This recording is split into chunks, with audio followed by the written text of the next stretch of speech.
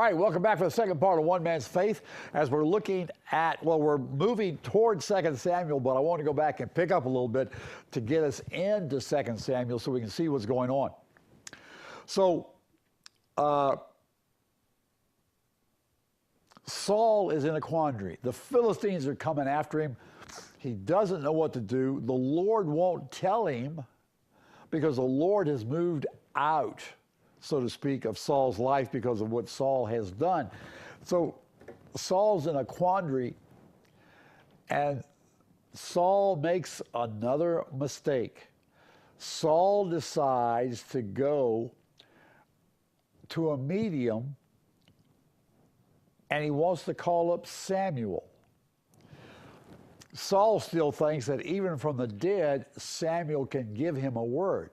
He had gotten so comfortable with Samuel that after Samuel died, he was put back in this quandary because the Lord was also the Lord removed himself out of Saul's life because Saul would not obey. And if you remember, we talked about obedience is better than sacrifice. So Saul goes to a medium. Now, Saul had already run out all the medium and spiritualists from Israel. But now he goes to a medium. Now, this is a no-no. Because when you go to a medium or a spiritualist or a psychic, which is really what a medium is, they are calling on the dead and the demonic. In many cases, they don't know it's the demonic. In some cases, they do. Witchcraft, Wicca, those things are calling on our adversary to get information and knowledge. And it's not what God said. When you do that, you are putting them before God and you're saying, okay, you did things, you could tell me what the living God won't, which is not true, but that's the mindset we get into. Listen, witchcraft is wrong. Wicca is wrong. Any religion that calls on the demonic and the dead is wrong. And in most cases, they're not calling on the dead. They think they are, but they're actually calling on the demonic spirits. Now, in this case, we're going to see that Samuel does come. But let's keep in mind, I believe it's not because of the medium, but really because the Lord allowed Samuel to come back, because Samuel gives a word of warning to Saul, and it's in chapter 28 of 1 Samuel. It said he told the medium to call up Saul, and when he did, the medium got really scared. Because it says Samuel appeared in verse 15, and Samuel said to Saul, why have you disturbed me by bringing me back up? And Saul answered, I am greatly distressed, for the Philistines are waging war against me, and God has departed from me and no longer answers me, either through prophets or by dreams. Therefore I have called you, that you may make known to me what I should do.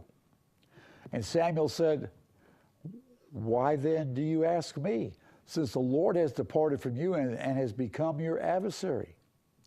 The Lord has done according as he spoke through me, for the Lord has torn the kingdom out of your hand and given it to your neighbor, to David.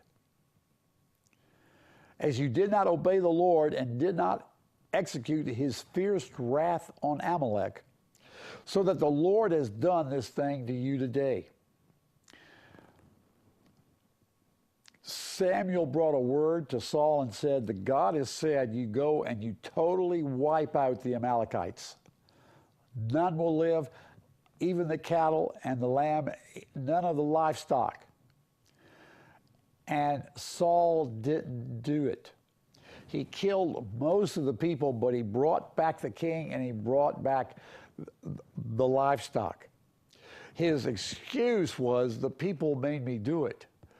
And I wanted to do it for them so that they could see the king, and that we could take these animals and sacrifice them to the Lord. Well, those animals have already been dedicated to the Amalekite gods. And so God's not going to use those. He expects clean animals for sacrifice. And so the Lord just departed from Saul. And in verse 19, Samuel continues. He says, moreover, the Lord will also give over Israel along with you into the hands of the Philistines. Therefore, tomorrow you and your sons will be with me, i.e., they're going to be dead. Indeed, the Lord will give over the army of Israel into the hands of the Philistine. Now, what is happening is, during this, David had gone out on a hunting expedition. When he came back to Ziklag, he had found that the town was destroyed, and all of their people, their wives and children and everything, and all their goods had been taken by the Amalekites. And so they had gone after their people. They did battle with the Amalekites, brought their people and everything they had back. So David had been kind of, you'd say, out of commission here with what was going on in Israel. So that's why when this guy comes to David in 2 Samuel chapter 1, he says, how did it go? Because he didn't know. And here's what had happened. In chapter 31 of 1 Samuel, now the Philistines were fighting against Israel, and the men of Israel fled from before the Philistines, and the Israelites fell slain. The Philistines overtook Saul and his sons, and the Philistines killed Jonathan and Abinadab and Malchishua, the sons of Saul. The battle went heavily against Saul, and the archers hit Saul, and he was badly wounded by the archers.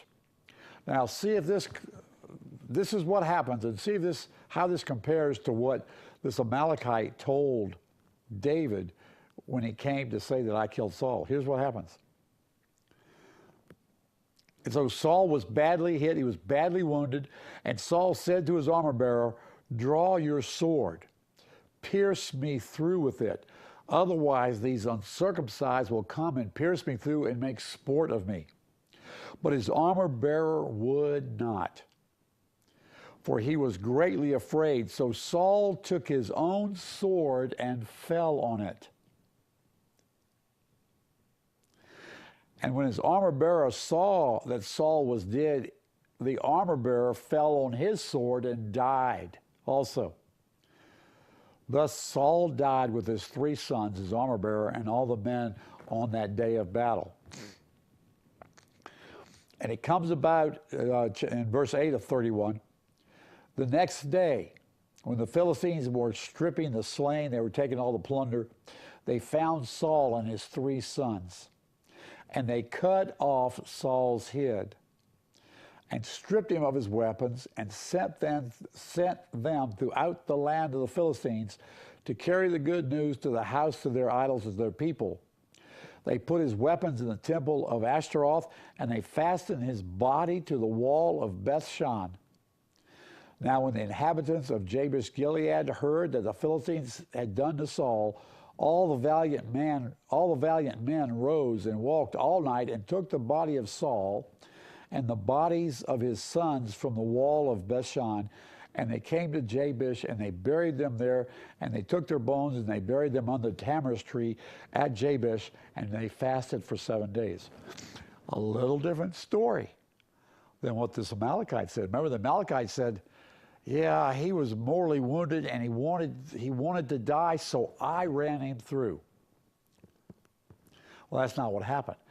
It's interesting that the Amalekite had the crown and the bracelet.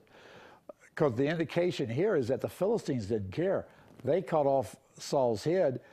That was just extra weight and stuff to have. So they must have left it, and this Amalekite came by and took it.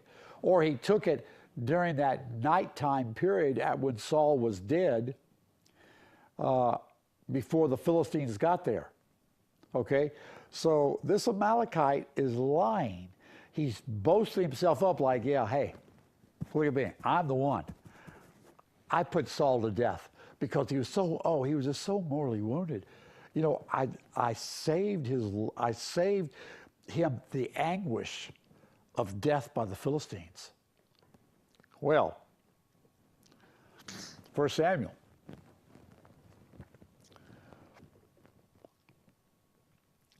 And we just read where it said that David had gone out, he had been back to Ziklag for 2 days when this guy comes in and he says all this stuff. And so the Amalekite said, he asked me, please stand beside me and kill me, for agony has seized me because my life still lingers in me. So I stood beside him and killed him. And then verse 11, then David took hold of his clothes and tore them. Now listen, and so also did all the men who were with him. Now, if you remember, previously, they had wanted David to kill Saul. There was no remorse or regret or whatever in them for Saul. But yet, now that Saul is dead, David tears his clothes, which is a sign of mourning, deep grief. And it says also all his men. David had changed them from wanting to see Saul dead to waiting until something happens to the Lord's anointed. Notice too, remember David said, listen, either he's going to step down, the Lord's going to take him down, or he's going to die naturally, or he's going to die in battle. That happened, and there's no rejoicing. Okay? We got to take break number 2. So get a cup of coffee, and I'll be right back.